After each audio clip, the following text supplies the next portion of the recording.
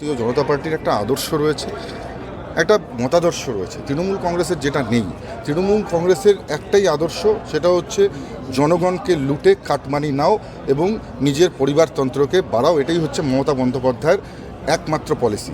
মমতা বন্দ্যোপাধ্যায় আসলে নিজের একটা অযোগ্য ভাইপোকে সমস্ত এক কথা বলে না, সেই ঘোড়াদের রেসের সামনে একটা গাধা দিয়ে দিয়েছে। মমতা বন্দ্যোপাধ্যায় ঠিক ঘোড়াদের রেসে তার ভাইপো একটা গাধাকে সামনে দাঁড় করিয়ে দিয়েছে, যার জন্য তৃণমূল কংগ্রেস দিনে দিনে ডুবে যাচ্ছে। আগে নিজের ঘর সামলান না, নিজের ঘর সামলে তারপর এসব কথা বলুন। নিজের ভাইপোকে রোজ রোজ ইডি সিবিআইয়ের হাজিরা দিতে হচ্ছে, আর ওনার গলায় বড় বড় কথা। আসলে হিংসে হয়, মমতা বন্দ্যোপাধ্যায়ের হিংসে হয় যে কুচবিহারের মতন জায়গা থেকে একটা রাজবংশী ছেলে সে গিয়ে দিল্লিতে সেখানে সর্বভারতীয় রাজনীতির সঙ্গে যেমন যুক্ত রয়েছে, সেরকম একইভাবে মোদিজির যে সরকারের উন্নয়নের প্রকল্প সেগুলোকে আগে বাড়িয়ে নেওয়ার চেষ্টা করছে। এটা হিংসে হয়, কারণ এটা হিংসে করেও মমতা বন্দ্যোপাধ্যায় তো কোনো দিন এসব করতে পারবেন না। আর অভিষেক বন্দ্যোপাধ্যায় বা তার ভাইপো এরা তো পরিবারতন্ত্রে বিশ্বাসী।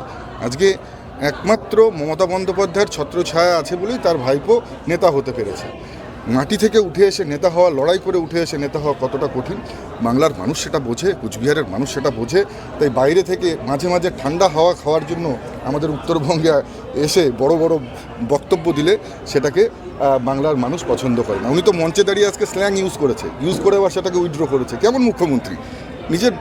নিজের ভাষার চয়নের উপর কন্ট্রোল থাকে না।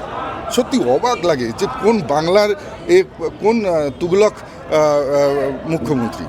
এটা লজ্জার। মুখ্যমন্ত্রী হিসেবে তার শব্দ চয়নের একটা গরিমা থাকা উচিত। সেই গরিমাকে পশ্চিমবাংলার মুখ্যমন্ত্রী নষ্ট করেছেন এবং একেবারে যাকে বলে আমরা তো দেখেছি আইএস আইপিএসদেরকে, বিউরোক্র্যাটসদেরকে তুই তোকারি করে, কখনো গালিগালাজ করে, কখনো মোদিজির কোমরে দড়ি বাঁধতে চায়, কখনো উনি করতে চানটা কি, এটাই অবাক। আর আদৌ ওনার কি মস্তিষ্ক ঠিক আর রয়েছে না মস্তিষ্কের বিভ্রান্তি ঘটেছে, সেটা কিন্তু একবার আমার মনে হয় সেটা যাচাই করে দেখা উচিত।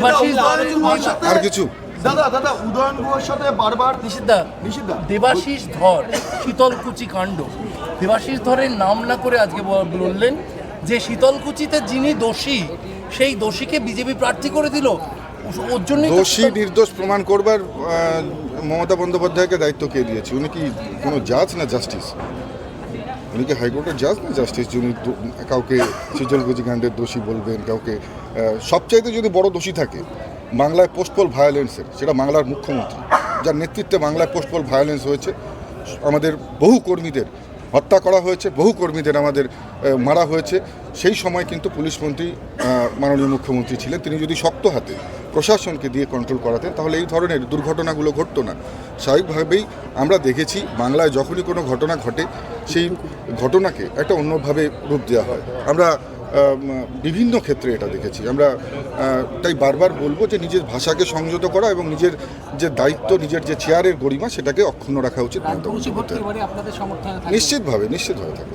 প্রধানমন্ত্রী ও মুখ্যমন্ত্রী ভোট আজকে সভা দেখে